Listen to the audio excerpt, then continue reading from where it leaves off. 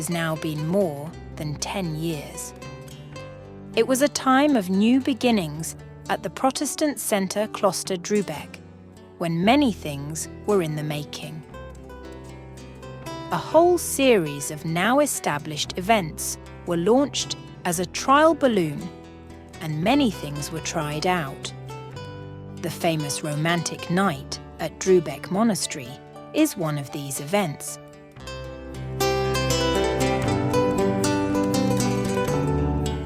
Today's Grüner Salon also got its name during this time. The driving force during this phase was the director Brunhilde Lange-Lüdecke, whose wealth of ideas and power ensured that ideas did not just remain ideas. She had to pay dearly for this effort. She died at the age of 53 on June 9, 2010.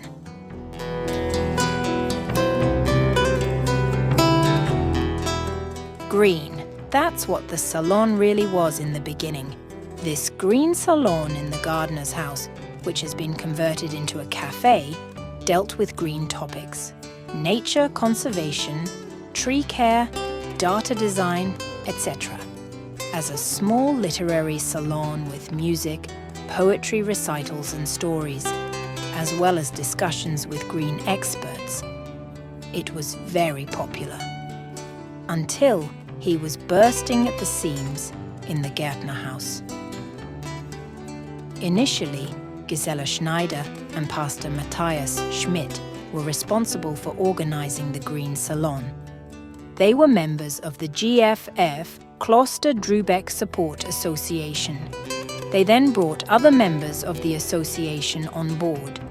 Helga Gromnitzer, who had documented the monastery's early days photographically, and Sidney Gromnitzer, a passionate filmmaker and media designer, completed the team.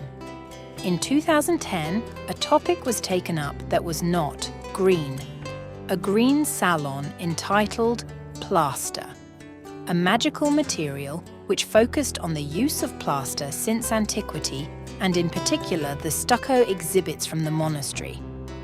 The occasion was their return to Drübeck Monastery from an international exhibition in Magdeburg, for which the Friends had campaigned. The programme of this salon included music, meditations by John O'Donoghue, and a tour of the old monastery church. This was accompanied by a film on the history of the monastery's construction, Silent Witnesses in Stone, by Helga and Sidney Gromnitzer.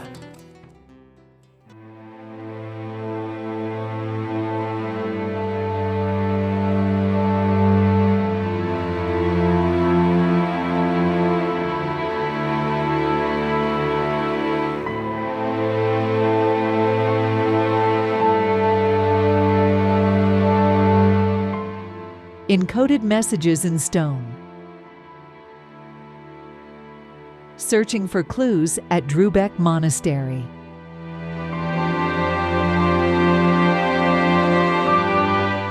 In this film, we want to take a look around the grounds of Drübeck Monastery and discover what has happened in its 1,000-year history.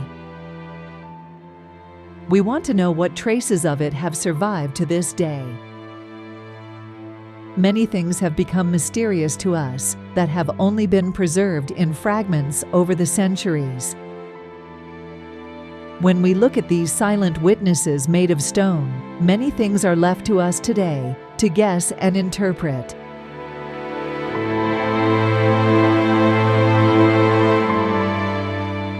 Many questions will remain unanswered, but it is definitely a search for clues that is worthwhile.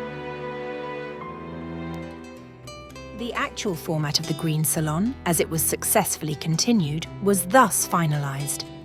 The centrepiece is a presentation prepared by the Green Salon.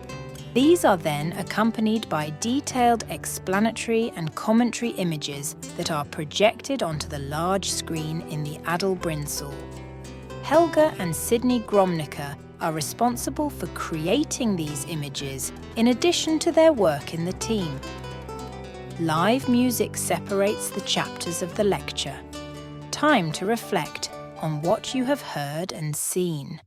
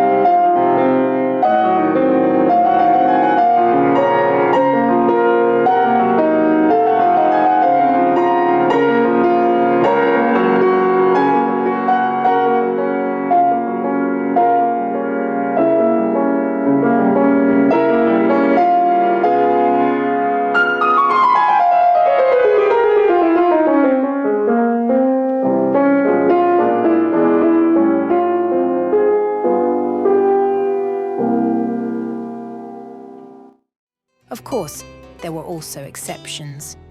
One of the first Wandelkonzerte concerts in the region, with readings and poems, together with the group Cantango Nuevo, and an introduction to the art of improvisation in the Baroque period on two cembalos. Alexandra and Alexander Gruchtolik impressively demonstrated their knowledge and skills and showed an interesting side of Baroque music, the common practice of improvisation.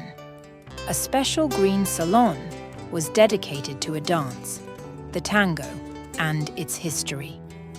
It was about the night side of tango, its origins in Argentina, away from the glamour with which it is so often associated today. At the time, it was a beacon of hope in a pretty bleak situation. To illustrate this dance, a couple from Casa Latina Braunschweig showed their skills on a specially constructed stage. A very special Grüne Salon is the performance of the cinematic adaptation of Johann Sebastian Bach's St. John Passion in the Adelbrin Hall on Good Friday. Staged for the first time in 2011, this event has become an annual fixture, only interrupted for the first time by Corona in 2020. Over the years, a number of diverse topics have been covered. The topics addressed by the Grüne Salon have one thing in common. They provide information in a way that is outside the mainstream, and all without being boring.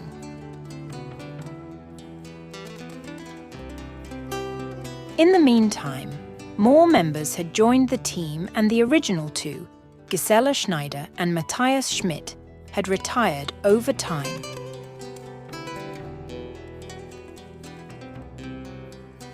There are now 6 active members of the Grüne Salon team.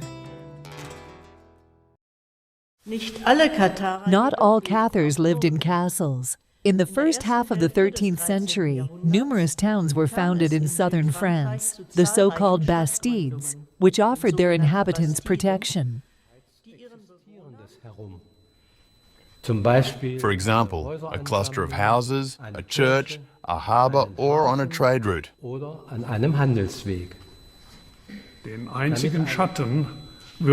The only shadow was cast by the death of the old Count of Montfort. His subjects fell into deep mourning for the man who, unlike his enemies from the north, stood up for justice, honor, and tolerance. When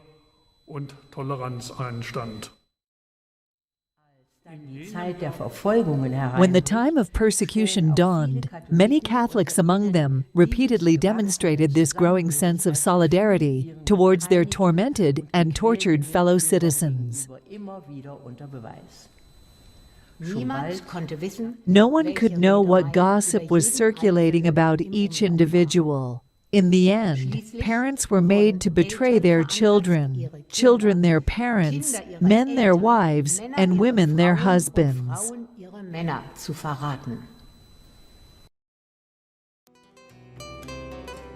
Sidney Gromnica is the man behind the scenes, responsible for the precise presentation of the images, the technology, and the process during the event.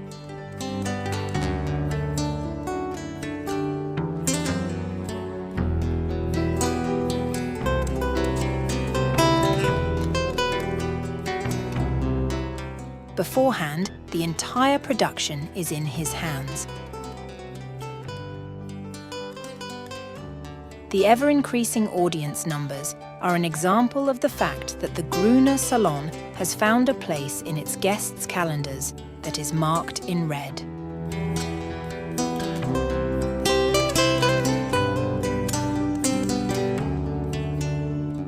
Even the coronavirus has not deterred the Grüner Salon from continuing to show its presentation to the public, namely virtually. A number of viewers had asked how the Grüner Salon would continue. Enough motivation for the team to put their presentation online.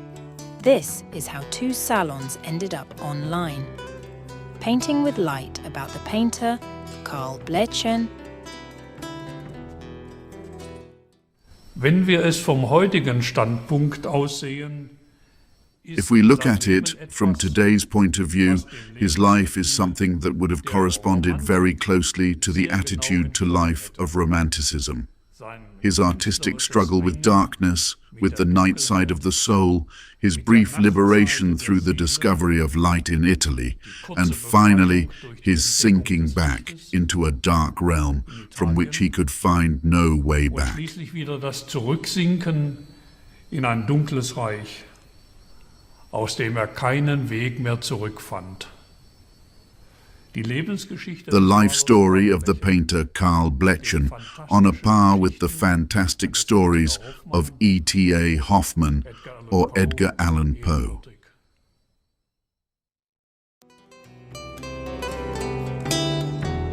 And a salon about the Cathars in southern France persecuted faith.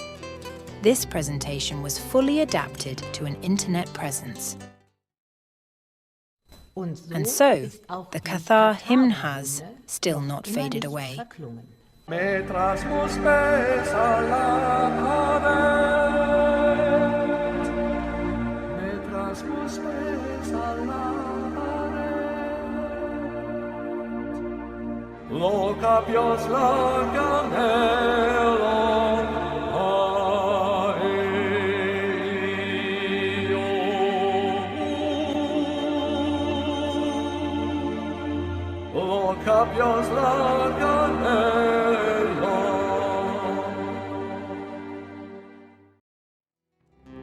Of course, everyone was looking forward to the Grüne Salon being held in its usual form again. After all, life is life.